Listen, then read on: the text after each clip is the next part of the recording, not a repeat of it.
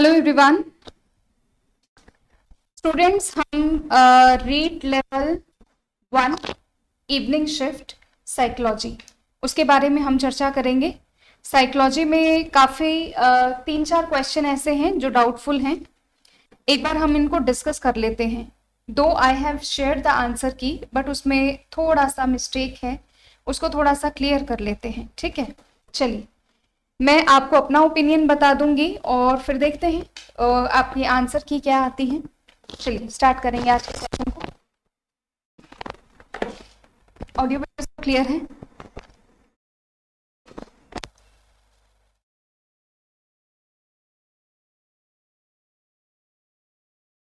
Share कर देती हूँ बच्चों में एक बार।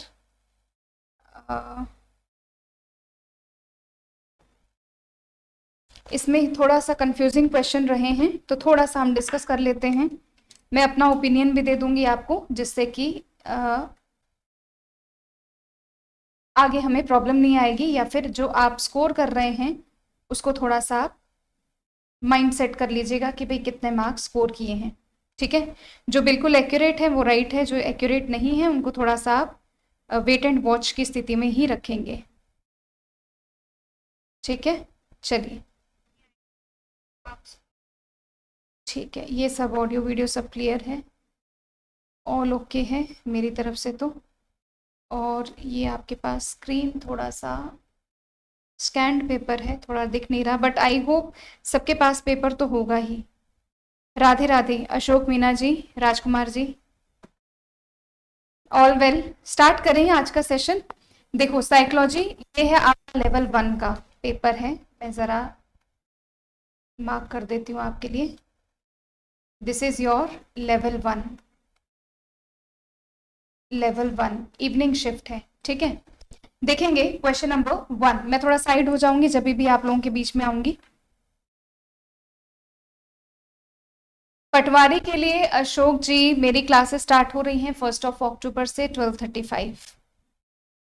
ठीक है, आप आकर उसको ज्वाइन करिए। चलिए देखते हैं कुछ क्वेश्चंस को। क्वेश्चन नंबर 1, एनसीएफ 2005 के अनुसार गणित शिक्षण का प्रमुख उद्देश्य क्या है? याद रखिएगा, शिक्षकों का प्रशिक्षण नहीं है, कक्षा कक्ष अधिगम भी नहीं है। मैंने थोड़ा स्क्रीन भी बड़ी कर दी और मैं खुद भी साइड हो गई हूँ। बालक के चिंतन का गणितीकरण, और आपके पास 4th ऑप्शन है गणित की विषय वस्तु। तो याद रखिएगा ये आपका आंसर की बनेगी सी, और बिल्कुल सही है, इसमें कोई भी इफ एंड बट्स नहीं होंगे। क्वेश्चन नंबर 2, पारितोषिक तथा दंड के माध्यम से सीखना अधिगम के किस सिद्धांत से संबंधित है? ये है आपका क्रिया प्रसुप्त अनुबंधन सिद्धांत से। क्वेश्चन नंबर 3, निम्नलिखित में से कौन सी प्रक्रिया बाल्यावस्था के दौरान सीखने से संबंधित नहीं है? देखो स्टूडेंट्स, बाल्यावस्था में क्या क्या आ जाता है? तर्क भी आ जाता है, जिज्ञासा भी आ जाती है। ठीक है, और इसके साथ प्रतिबिंबन 3 से 12 साल की उम्र में, इसके बारे में भी कहीं ना कहीं हमने पढ़ा है। तो पूर्व अनुभव तो नहीं हो सकता बिल्कुल भी। यहां पर मैं कहाँ डाउटफुल हूं? देखो, तर्क में तो डाउटफुल नहीं हूं, तर्क करने की शक्ति बाल्यावस्था के दौरान आने लगती है, और ये पूछ रहा है नहीं है। तो मैं अगर स्ट्रॉन्ग आंसर दूंगी तो वो दूंगी सी को। ठीक है, स्ट्रॉन्ग आंसर दूंगी तो सी को, और अगर वीक आंसर दूंगी तो फिर मैं दूंगी प्रतिबिंबन को। तो मेरे अकॉर्डिंग मैं बैठी होती एग्जाम देने तो मैं सी को टिक करती। हालांकि इसके लिए हमें वेट एंड वॉच करना पड़ेगा, ये क्वेश्चन थोड़ा सा डाउटफुल है। तो मैंने सिर्फ अपना ओपिनियन दिया है ना, सिर्फ अपना ओपिनियन शेयर किया है। इसका मतलब ये नहीं कि कोई गलत है या फिर कोई सही है, या ये गलत है या वो गलत है, ऐसा कोई भी आप अंदाजा मत लगाइए। सिर्फ और सिर्फ मेरे मेरे अनुसार आंसर है। ठीक है, तो ये तो नहीं होगा, तर्क तो नहीं होगा। ठीक है, ये तर्क करने की शक्ति आने लगती है, क्योंकि डाउट्स थे इसीलिए मैंने इस सेशन को रखा है। चलिए बढ़ते हैं क्वेश्चन नंबर 4 की तरफ। किसी विशेष कार्यक्रम या प्रशिक्षण के प्रभावों का मापन करने के लिए किस प्रकार के परीक्षणों का को परिकल्पित किया जाता है। मैं थोड़ा साइड हो जाती हूँ। प्रकार के परिमाणों को परिकल्पित किया जाता है। क्वेश्चन नंबर 4, व्यक्तित्व नहीं होगा, बुद्धि नहीं होगा, ये आंसर जाएगा उपलब्धि। क्वेश्चन नंबर 5, विकास की किस अवस्था में एक व्यक्ति व्यवसायिक समायोजन की समस्या का सामना करता है? क्वेश्चन नंबर 5 का आंसर बनेगा किशोरावस्था की अवस्था में। क्वेश्चन नंबर 6, व्यक्तिगत भिन्नता को निर्धारित करने में निम्न में से कौन सा जैविक कारक नहीं है? देखिए, जैविक कारक आनुवांशिकता हो सकता है, जन्मजात हो सकता है, शारीरिक स्वास्थ्य हो सकता है, लेकिन अभिभावक बालक संबंध नहीं हो सकता। ये वाला क्वेश्चन है जो डाउट में मैं रखूंगी, इसको भी मैं डाउट में रखूंगी। मैं अपनी तरफ से ओपिनियन दूंगी, बाकी आप अपनी तरफ से भी थोड़ा सा एनालिसिस कर सकते हैं। डाउन संलक्षण का कारण है, देखो ये अधिकता हो जाती है त्रिगुणसूत्र 21 में, तो ये XXY गुणसूत्र आपके पास बन जाता है, राइट। तो अब मेरी तरफ से अगर मैं स्ट्रॉन्ग आंसर मानूं तो मैं सी को मानूंगी, हालांकि आंसर की आपकी ये भी बन सकती है। तो ये आप ध्यान रखिएगा, ये नहीं होगा, ये नहीं होगा। अगर मैं होती तो फिर मैं सी को ही प्रॉपरली आंसर करके आती, चाहे फिर परिणाम कुछ भी होता। ठीक, चलिए बढ़ते हैं नेक्स्ट क्वेश्चन की तरफ। तो ये दूसरा क्वेश्चन था जो मेरी तरफ से मैं डाउटफुल में रखना चाहूंगी। विश्वसनीयता की अवधारणा से आशय है, क्या आशय है? प्राप्तांकों की बारंबारता, है ना। विश्वसनीयता होता है आप कितनी बार भी वो टेस्ट दें लेकिन उसमें मार्क्स आपके एक समान रहें। Which of the following is not an example of projective test? Projective test का एग्जाम्पल कौन सा नहीं है? MMPI ये एग्जाम्पल नहीं है, हालांकि इसमें भी विवाद है, कुछ इसमें भी विवाद है, बट मैं अगर होती तो मैं डी आंसर करके आती। ठीक है, मेरी तरफ से तो डी ही आंसर होना चाहिए, बाकी आंसर की का भी वेट करना पड़ेगा। क्वेश्चन नंबर 10 बिल्कुल क्लियर है। बहुबुद्धि सिद्धांत को प्रतिपादित किसने किया? हार्वर्ड गार्डनर ने, इसमें कोई भी डाउट नहीं है। क्वेश्चन नंबर 11 कि अगर हम बात करें, मानव विकास आजीवन चलता रहता है, यद्यपि दो व्यक्ति बराबर नहीं होते, किंतु सभी सामान्य बालकों में विकास का क्रम एक सा रहता है। ये समान प्रतिमान प्रतिरूप का नियम है। क्वेश्चन नंबर 11, ठीक है। अब होने को तो ये हाँ समान प्रतिमान का नियम है, मैं तो इसकी आंसर की सी ही दूंगी। ठीक है। क्वेश्चन नंबर 12, जीन पियाजे के अनुसार संज्ञानात्मक विकास का अंतिम अवस्था ये अमूर्त संक्रियात्मक अवस्था है, इसमें तो कोई डाउट नहीं है, बिल्कुल क्रिस्टल क्लियर क्वेश्चन है।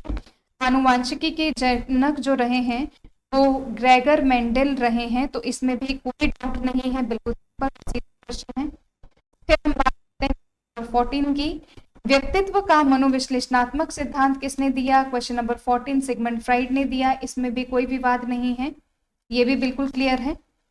आपके पास क्वेश्चन है आईक्यू का। आईक्यू कैसे फाइंड करना है? बुद्धि लब्धि। आईक्यू कैसे फाइंड आउट करोगे? 12/10 × 100 कर दोगे, आंसर की बन जाएगी 120, इसमें भी कोई डाउट नहीं, बिल्कुल क्रिस्टल क्लियर क्वेश्चन है। शिक्षण अधिगम का मनोवैज्ञानिक आधार किस पर निर्भर करता है? पूरी तरीके से अध्यापन शैली पर, इसमें भी कोई भी डाउट नहीं है, ये भी बिल्कुल आप इसको मार्क करके चलिए। अब एक डाउट वाला क्वेश्चन आ जाता है 17। देखो 17 के बारे में भी चर्चा कर लेते हैं, आप भी अपना दीजिएगा। मनोज जी नमस्कार। 17 कहता है RTE एक्ट यानी अधिनियम 2009 के अनुसार प्राथमिक विद्यालयों के लिए विद्यार्थी अध्यापक अनुपात, हालांकि बहुत क्लियरली मेंशन्ड है प्राथमिक विद्यालयों के लिए 30:1, ये आपका हायर क्लासेस के लिए हो जाएगा। अब ये 40:1 कहा जाएगा। अपन ने ये भी चर्चा की है कि 200 से अधिक अगर बच्चे हो जाते हैं, ठीक है, 200 से अधिक वाला कंसेप्ट भी हमने पढ़ा था, 200 प्लस स्टूडेंट्स का कंसेप्ट पढ़ा था, तो उसके अनुसार रेशियो बनता है 40:1। तो अब ये भी एक तरीके से डाउट में क्वेश्चन जाता है। अगर आप मेरे से पूछे मैं कौन सा दूंगी, तो मुझे तो यहाँ पर प्राथमिक विद्यालय नजर आता है। प्राथमिक विद्यालय के लिए साफ साफ बुक्स में लिखा हुआ है 30:1। अब अगर मैं 200 वाले रेशियो पर जाती हूं तो आंसर की बनता है सी। और अगर मैं सीधा सीधा फैक्चुअल बेस्ड क्वेश्चन पर जाती हूं जो कि सीधा सीधा आपका दे रखा है, तो आंसर बनता है दिस। सो ये भी एक डाउटफुल क्वेश्चन है, इसको भी मैं डाउट लिस्ट में रखूंगी, डाउटफुल लिस्ट में रखूंगी। ठीक है, आ जाते हैं mid term exam. Mid term exam बिल्कुल क्रिएटिव असेसमेंट नहीं है। मिड टर्म एग्जाम यानी मध्यावधि परीक्षा, ये जो है ये योगात्मक है। FA और SA, FA 4 SA 2, तो मिड टर्म में तो हम SA ही लेंगे। ठीक है, क्वेश्चन नंबर 19, कौन सा रोग वंशानुगत है? क्वेश्चन नंबर 19 भी लिस्ट में जाएगा, डाउटफुल लिस्ट में। या तो इस पे ऑब्जेक्शन होगा या फिर इसका कुछ क्या होगा, लेट्स सी। क्योंकि अगर मैं बात करूं फिनाइलिक्टोरोनिया की और अगर मैं बात करूं पार्किंसन की, तो दोनों ही वंशानुक्रम रोग हैं। तो कई बच्चों ने सी दिया है, कई बच्चों ने बी दिया है, और मैं भी वहां होती तो बैठकर यही सोचती कि दोनों ही वंशानुक्रम से जुड़े हुए हैं। ठीक है, वैसे अगर मैं बैठती तो सी ही आंसर करके आती, सी आंसर की करके आती, बट बी भी एक वंशानुक्रम रोग में आता है। ठीक है, मैं बैठी होती तो वहां पर मैं सी को टिक करके आ जाती। निम्नलिखित में से कौन सा बुद्धि का निष्पादन परीक्षण है? निष्पादन परीक्षण भाई ये रोशो परीक्षण नहीं होगा, ये भाटिया बैटरी परीक्षण होगा। क्वेश्चन नंबर 20 का आंसर है आपके पास ए।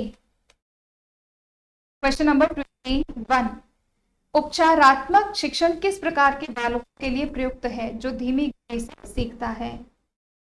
शिक्षण की खेलकूद विधि किस सिद्धांत पर आधारित है? शिक्षण की खेलकूद विधि ये आधारित है वृद्धि और विकास सिद्धांत पर। आगे बढ़ते हैं 23 पे। एनसीएफ 2005 की राष्ट्रीय स्टीयरिंग समिति के अध्यक्ष कौन हैं? 23 प्रोफेसर यशपाल हैं। क्वेश्चन नंबर 24, आरटीई अधिनियम 2009 किस आयु समूह के बालकों के लिए है? 6 से 14 वर्ष के लिए। बात करते हैं क्वेश्चन नंबर 25 की। निम्नलिखित में से कौन सा दैहिक अभिप्रेरक है उपलब्ध नहीं है? ये दैहिक है, ये दैहिक है, ये दैहिक है, उपलब्धि is the right answer. Question number 26, Albert Bandura द्वारा प्रस्तावित अधिगम का सिद्धांत है? क्वेश्चन नंबर 26 का आंसर है आपके पास सामाजिक अधिगम सिद्धांत। क्वेश्चन नंबर 27, रेमंड कैटल द्वारा किसने व्यक्तित्व कारक प्रस्तावित किया? कितने व्यक्तित्व कारक? 16 PF कैटल द्वारा, मॉर्निंग शिफ्ट में भी आया था। क्वेश्चन नंबर 28, निम्न में से कौन सा मैस्लो की आवश्यकताओं के पदानुक्रम में सम्मिलित नहीं होता है? तो याद रखिएगा कि बी, व्यक्तिवाद एवं समूहवाद सम्मिलित नहीं होता है। एक व्यक्ति में एक समय पर दो विपरीत इच्छाएं द्वंद्व कहलाती हैं। क्वेश्चन नंबर 13, निम्नलिखित में से कौन सा अनुसंधान स्टीफन कॉरे से संबंधित है? क्रियात्मक अनुसंधान स्टीफन कॉरे से संबंधित है। एक बार मैं एक शीट और ओपन करती हूँ बच्चों, लेवल 1 रीड लेवल 2 की, है ना। देखो रीड लेवल 2 में भी कल मैंने जो शीट बनाकर दी है उसमें एक आंसर गलत है, मैं उसको सही करवा देती हूँ आपको। ठीक है, और वो क्वेश्चन आता है अपने पास पहले, दूसरे, तीसरे में कोई डाउट नहीं है और इसमें कोई डाउटफुल क्वेश्चन है भी नहीं। मैंने जो आपको कल वाली शीट में रीड लेवल 1 करवाया है वो क्या है, मैं हालांकि नीचे पिन करके भी दे दूंगी और इसके लिए मैं क्षमा प्रार्थी भी हूँ आप सबसे। क्वेश्चन नंबर 4 का आंसर आएगा 14 वर्ष के पश्चात शिक्षा व्यवस्था। इसकी चर्चा अधिनियम एक्ट में नहीं की गई है। मैंने अपनी प्लस क्लासेस में तो यही आंसर दिया, बट पता नहीं कल कैसे गलत दे दिया, उसके लिए मैं क्षमा प्रार्थी हूँ। जो आपका रीड लेवल 1 वाला रीड लेवल 2 का पेपर जो है उसके नीचे मैं पिन करके इस आंसर की को भी करेक्ट करवा दूंगी। ठीक है, बाकी मेरे ख्याल से कोई प्रॉब्लम नहीं है। निरंतरता का सिद्धांत है, व्यवसायिक रुचियां हो गई, सोचना, ये भी ठीक है। कैटल का आंसर भी ठीक है, ये भी बिल्कुल राइट आंसर है। ये भी ठीक है। 13 में 14 में आत्मनिष्ठ, प्रयोगात्मक, वस्तुनिष्ठ, प्रक्षेपीय विधि है, ठीक है। 15th जो क्वेश्चन है वो अपसारी है। 17th क्वेश्चन जो है वो आपका बुद्धि। 18th क्वेश्चन हो गया आपका बी आंसर। 19th हो गया आपका बी ने। 20th हो गया आपका शिक्षक प्रतिभा उत्थान हेतु, बी आंसर हो जाएगा। 21 45 आंसर हो जाएगा। 22 है आपका विभिन्न सामयिक समस्याओं के कारणों को पहचानने व उन्हें दूर करने हेतु कौन सा अनुसंधान दिया गया है। क्वेश्चन नंबर 22, एक बार इसको चेक करते हैं स्टूडेंट्स, एक बार इसको पढ़िएगा। नंबर 22,